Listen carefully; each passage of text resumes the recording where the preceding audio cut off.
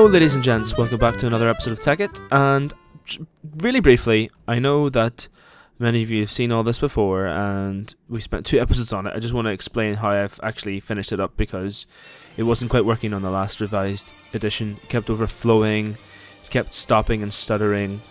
Let me quickly go through it. I've changed the lava cell generators to actual just generators, and you'll notice that they're hardly ever on. It's really weird. I wonder why that is. Well, shall we take a look at what's powering it? Saplings, as you can see, and we're actually getting close to running out of EMC here, which is a bit nuts. So anyway, not running out, overflowing with EMC. Why use saplings, you say? Well, for a couple of reasons. Firstly, let's go around and show you what's extracting these blaze powders. We have got a steam engine. Now the steam engine is capable of extracting about half a stack or so at a time, which is really good when it comes to the macerator, because if you look at the macerator, we're macerating really quickly here at 11,000 RPM.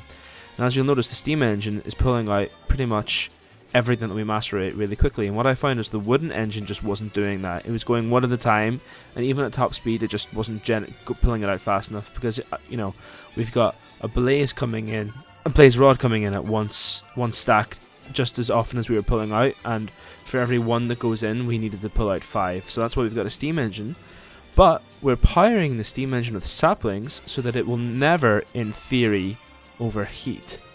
So at the moment we've got 13 stacks of saplings in here, but hopefully that'll go down. But in theory it should never overheat, in theory. So I'm just going to take these out just to be doubly safe, because that's actually just scared me that they've locked up like that. There are some problems, as you can just see. We've got some blaze powder that hasn't been able to fit into the into that particular that chest, but that's not that bad considering how much EMC we're already generating. We've already done 2 RM furnaces, so we're doing pretty well. Basically, all these logistics pipes down here basically just work out the proportions of what saplings need to go where.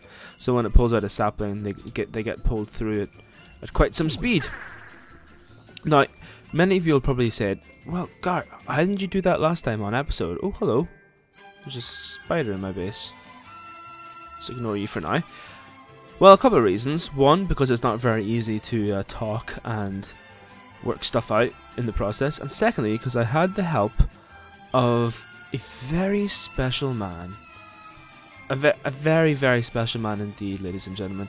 It's a name that you've seen on the server a lot, and everyone's gone, who the fuck is that guy, and what is he doing there? If I can't get on the server, how come he can? Wah, basically all that stuff. Let's just kill this spider, hold on. Rah, take that, arachnid scum. And we're going to go pay him a visit today, and that person, in case you hadn't guessed, is called Lyinginbedmon. Now, Lyinginbedmon is basically our server admin sort of a guy, our resident Tekkit expert who stays around working out some stuff, mostly in sort of creative / cheat mode. So, without further ado, I will go visit him. Hold on, I'll be right back.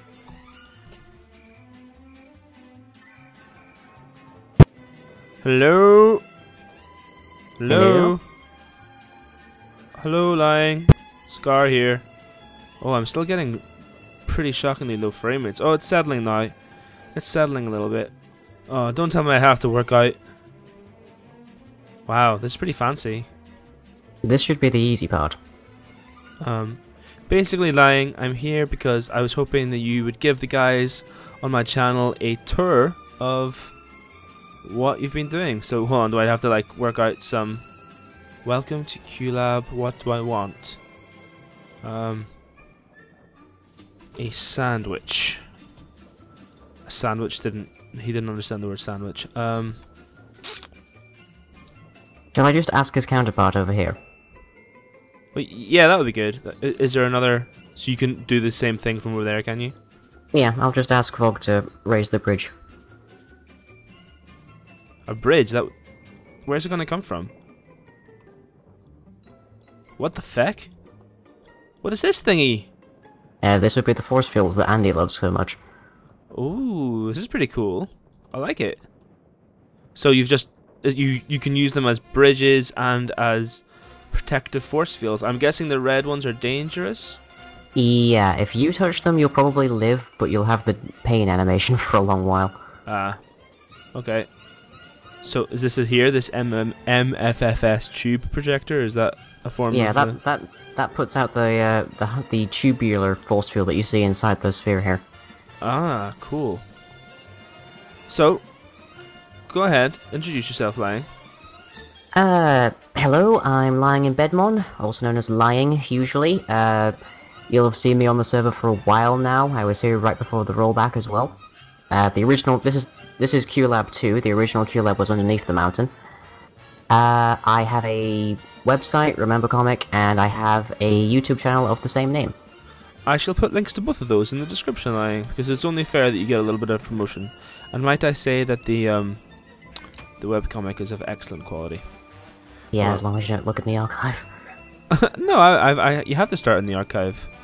Hold on, I'm just going to try and get myself some food. Okay.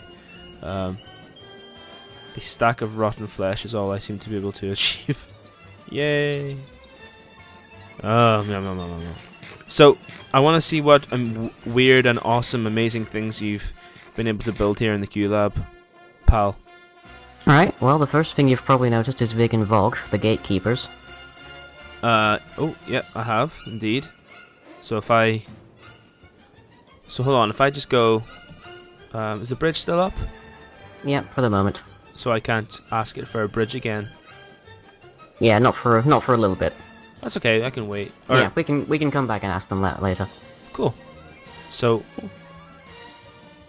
Is this like a piston door or something? Oh no, wow. No, pretty much all of the doors in QLab are force fields of one kind or another. Because it saves on space quite a bit.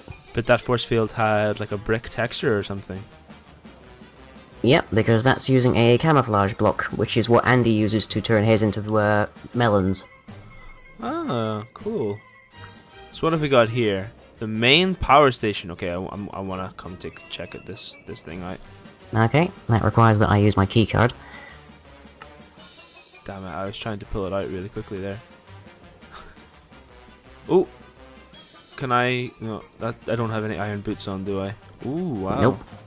So what's this now? This is what's the... How does this is one of the power supplies for the force fields.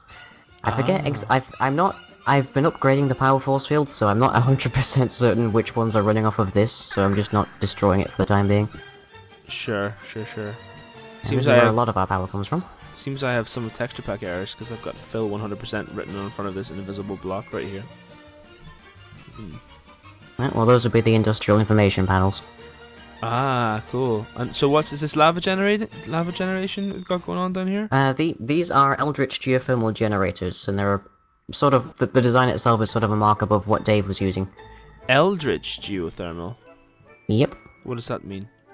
You should be very familiar with it. It's generating EMC to create lava cells. Ah, so is the person Eldritch just the person who came up with the idea first of all? No, it's a fantasy term that means magical, basically. Oh, silly me. Go ahead and slap me, users. So that's cool.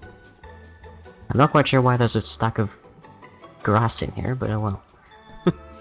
Somebody is The Endermen have apparently unionized. And they're very slowly building a crappy staircase to nowhere. So that's you obviously require a lot of power. How many geothermals did you have down there? That was something like 30. I lost 30, track when I was Jesus. building. Wow.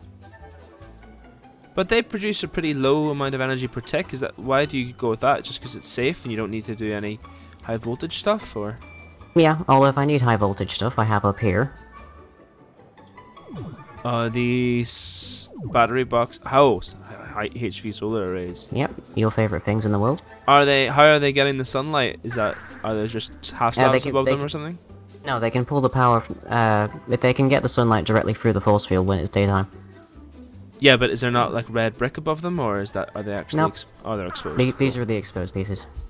Cool. And this tower has probably about 16 different MFS use, so there's a lot of power storage around here. There is a ton of power storage. Wow, all of these MFSUs are full. That's pretty awesome. All right, let's continue the tour. Hold on, where have you gone? You're downstairs.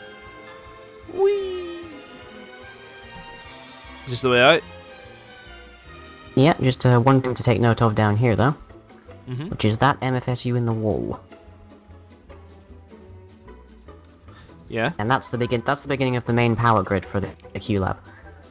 Ah, so this is the last MFSU that...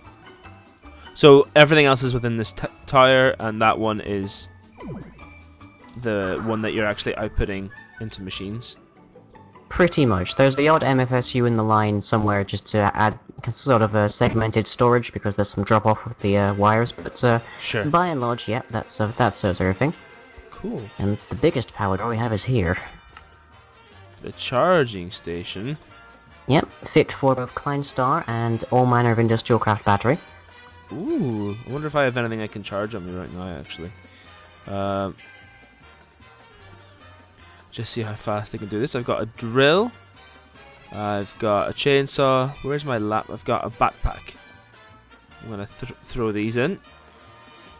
So these aren't actual charging stations. These are just MFSUs filled with power. Yep, so you don't really need the charging benches if you have this many MFSUs. That is true. Wow. Okay, that chainsaw's full. Sorry, the drill's full. The chainsaw's full. And the backpack's taking a bit longer, but that's to be expected with those backpacks. Yeah, but you can see it's not even making a dent in the power supply. I'm not doing anything with regards to charging. I'm definitely not charging my Kleinstar. And I definitely can't see exactly what you're doing. I'm definitely not charging it. Nope. Nope, sorry. You have like 50 different comments saying you're cheating. Yeah, well. Yep, what can I say? That was a definite cheat. And now I'm trapped in here, with only my red matter sword to protect me. Resource wrangling. Yeah, resource wrangling was the first room that I built in the original QLab, and it was the first room that sort of endeared me to almost everyone else on the server, if you recall. Because people came and stole stuff from you, or...? Well, because people came in, and Nipty in particular enjoyed it because it made his head explode. Oh. Because he had no clue what the hell was going on. But in here we generate pretty much any material you could possibly need. We also have some transmutation tables, and we have enough machines to fabricate pretty much anything. Ah, cool. I almost don't have as much red matter as I do. Almost. Just saying. Yeah, these aren't full collectors, but I could take all the stuff from all the other chests and just make it anyway. So this was basically, just to explain to people, this was whenever me and Dave and Nipty were starting off in Tekkit, and we didn't really have a clue what was going on. So Lying just came and basically said, right, these are all the items you can get. You can generate them with EMC values, blah blah blah blah blah. Some items don't have EMC, but you can get them by compressing and macerating and extracting, etc. Or smelting. Yep, and there were project tables over here in the original version as well, just to show off different recipes. Yeah, and the transportation tablets, which is pretty cool. Wow, they've each got quite a lot of red matter. Oh no, that's my transportation tablet. I forgot that they are like locked inventories, as it were. So if I throw something in here, will it incinerate it? Yep. Just like a trash can, basically. Pretty much, yeah. Because if you're dealing with larger volumes of EMC, you tend to end up with a lot of junk in your inventory. That is true, that is true. What else have you got to show us, Lying? Guest inventory storage is just down the hallway here. And you will notice one of the few rooms along this hallway that you can access with a button, which means you don't need a keycard. Ah, that's cool. So, we've got me, Dave, YZ clearly, Andy, Nipday, _ How very peculiar. Use top consoles to close locker. Use bottoms to change password. So are these locking systems working? Is it fully functional yet? It's not fully functional just yet, no. So I can access everybody's basically? Yes. So what's the eventual idea, that once you put in a certain password, it'll lock you off from everybody's except your own? Well, currently everyone likes to use personal safes, but we have a few opt people on the server who are able, by that virtue, to log into every single personal safe on the server. Yeah. So I was trying to think of a system that would actually lock even opt players out. So if I just dig a quick hole down here, and then put down a bunch of levers, I can show you what this place looks like when all of the lockers are closed.